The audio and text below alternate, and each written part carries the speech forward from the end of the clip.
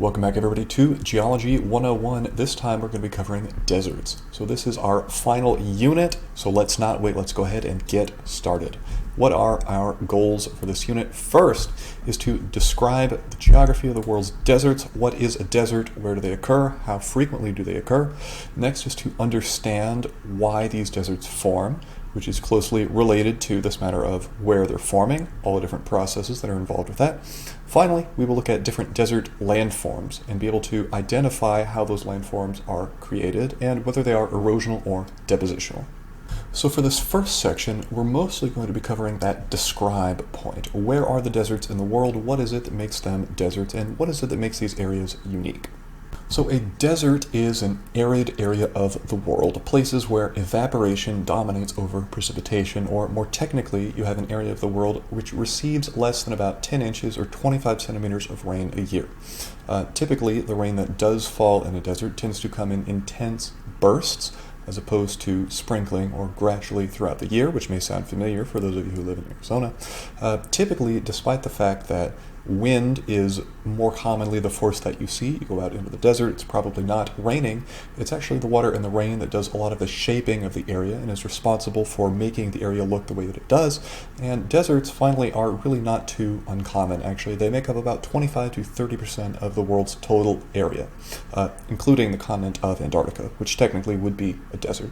Now, I mentioned that usually rainfall in the desert comes in these bursts. You have a short time with a lot of precipitation.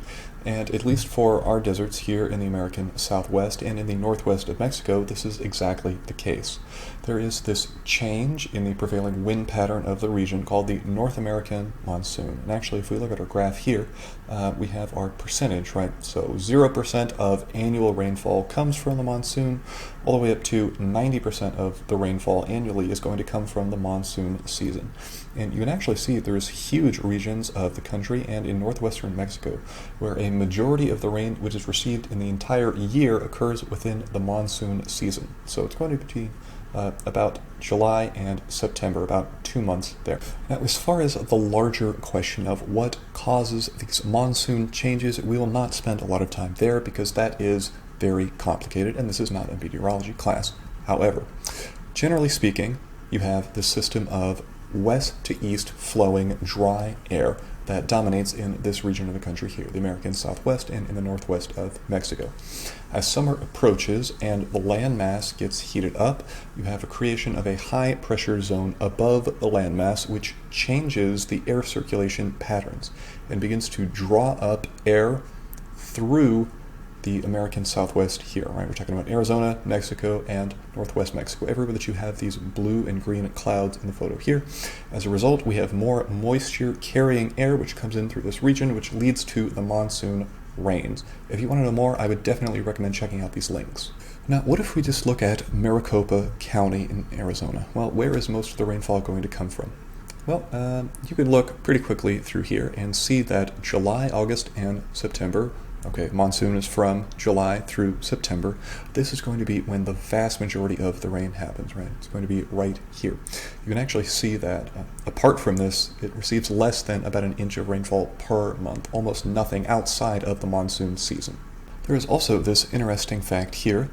So the average annual rainfall, going back to about 2007, is about 10 inches, right? 10 inches per year.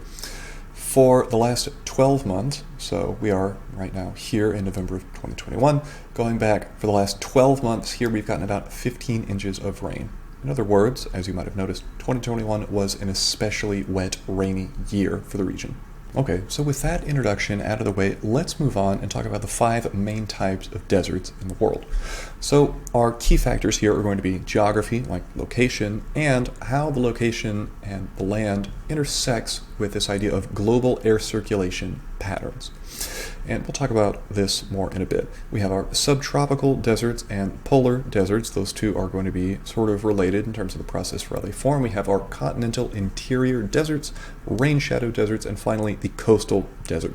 Okay, so let's get started on this. Now, before we can get further into the formation of these deserts, we have to do a little bit of Geography 101. So, if you wanted to communicate to another person where some exact point on the surface of the Earth is? Well, there are a lot of different ways you can do this, but maybe the simplest way is to use latitude and longitude. So you can break the Earth down into these lines of latitude running like horizontal slices moving over the Earth. We have these lines of longitude, right? So you start at the top, you start at the bottom, and you draw these different lines spaced out going across. So if you wanted to communicate where a certain point is to another person, you would specify some latitude and say, okay, it's going to be about here on the equator at 0, and you would specify some sort of longitude, it's going to be here on the prime meridian at 0, and that person would now be able to find the exact point. And here's an easy way that you can remember this. You think about a ladder, right? And the rungs of that ladder going up are the latitude. At the same time, you have the long side of the ladder here, right? And this long side goes in the same direction as the longitude. Okay, so let's move on here and talk a little bit about global patterns of atmospheric circulation. Okay, so let's look at some of these circulation patterns. We don't need to memorize every single term on here, that's not necessary, but there are a few important things that we need to understand. First, the Earth is rotating counterclockwise from the perspective that we're looking at it from here. It's rotating counterclockwise like this, and we have this air mass above it, the atmosphere. But from the point of view of a person standing on the ground, that's not what it feels like. In fact, the way we're going to think of it is not of a rotating Earth, but of a still Earth with the air mass moving in the opposite direction above it. And if that doesn't make sense, that's okay. There's no need to worry about exactly why. Just know that the wind currents here are going to move from east to west at the equator. Okay.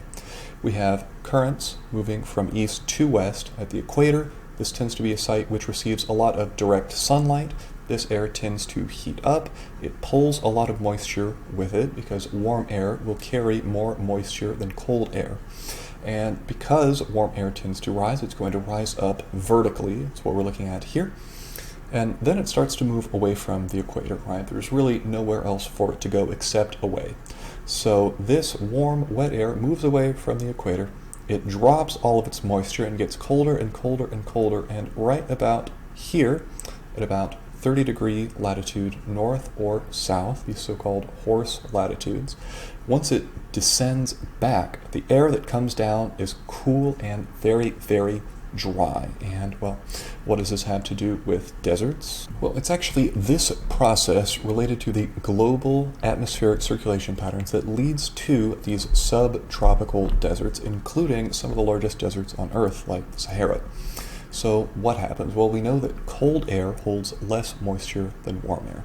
The equator is a place that receives a lot of direct sunlight. The air there heats up, rises because warm air will rise, moves away from the equator, cools down, dropping all of its moisture along the way, and by the time it comes back down at about 30 degrees north of the equator or south of the equator, 30-degree latitudes. By the time it comes down, it is completely dry air, and so those regions turn into these subtropical deserts. And the polar deserts form in a similar way, not the exact same, but just know that because the air there is so cold, it's not going to be able to hold moisture the way that it can in warm regions, and there's less precipitation as a result. So what does the distribution of these features look like? So let's take a look at this terrain map of the world really quickly. Well, where are the deserts here? Well, I notice one that's about here, over in the western United States. There's a big one here, Sahara in Africa, and including parts of the Middle East, which are about the same line of latitude. There's a big patch of desert over here. And there's another thing that happens down south of the equator. We have this patch of desert here, patch of desert here, and patch of desert here. Well, you could almost draw these lines across and say, okay, this is the desert line up north, and this is the desert line down south, and these are going to be our subtropical deserts. This is exactly the pattern we would expect to see based on what we know about these patterns of global atmospheric circulation. And the polar deserts, well, those are going to be up at the poles, so all the way up north and south. And this map sort of puts the two together. So in the red, we have our full-blown desert climates, hot and arid. We have our semi-arid, so like your steppe climates that are more like desert than anything else, but maybe not quite a desert. And then we have our polar deserts, our cold desert climates. And on the side, we can see all of these circulation cells, our global atmospheric circulation patterns. And right here, where we have this descending cool air, this is where we get our northern band of desert. Down south, where we get this circulating intersection of currents here, where we have the cool air coming down from one side and from another. We have another band of desert. And at the poles, we have mostly cold air, not a lot of moisture, and we get deserts there as a result. Now, even though most of the deserts of the world, like we looked at, are going to occur close to these north and south bands, the subtropical bands, not everything in there is properly called a subtropical desert. And what do I mean? Well, there is this desert here over in Mongolia known as the Gobi Desert, and it is a little bit too far north, right? You look at how far north it is compared to the Sahara Desert. You couldn't properly call this a subtropical desert. There is a different region, right? And part of the process of formation here is that this region of the world, the Gobi Desert, is so far away from all the moisture coming off of the ocean, it's so far inland over here, that by the time the air gets there, it's simply dried up along the way. And this we would call a continental interior desert. So these are going to be found in the heart of continents. They're going to be so far from oceans or other large bodies of water that by the time the wind reaches them, it is completely dried up, no moisture gets there as a result, and we have deserts. These, in some cases, need to be up to or more than 1,000 miles from the ocean. Be a good fact to remember. So let's sort of jump over and look at a different process, not related to our continental interior deserts or the subtropical deserts. So we have our ocean over here on the left, and we have a mountain right next to it.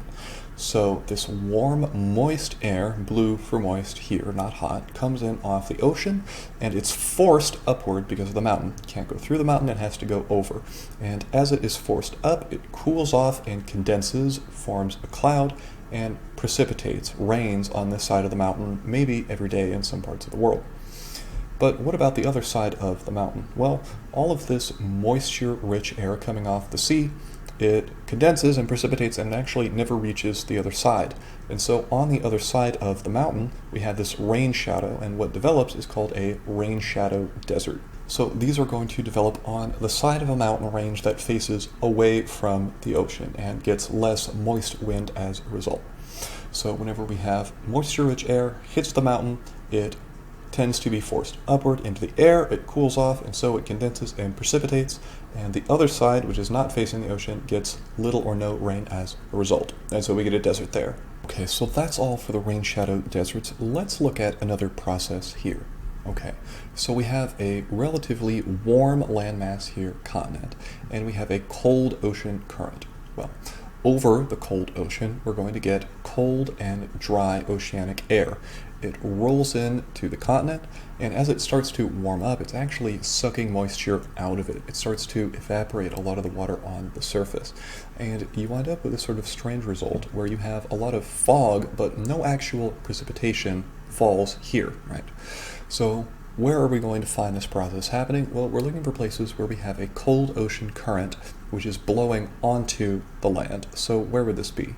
So the arrows on this, right, these big arrows, so these are showing, broadly speaking, the way that wind is going to move on the entire Earth. Obviously, it's much more complicated, but generally speaking, this is what we're looking at. So we have west to east here, west to east here, east-west, east-west, and east-west. Okay. So what we're looking for is a place where we have a cold ocean current that is getting essentially blown onto the continent, right, is one way to think about it, right? Well, I can see one such example here on the coast of South America, cold ocean current being blown onto the continent, and I can think of another here, right, off the southern coast of Africa, southern tip of Africa.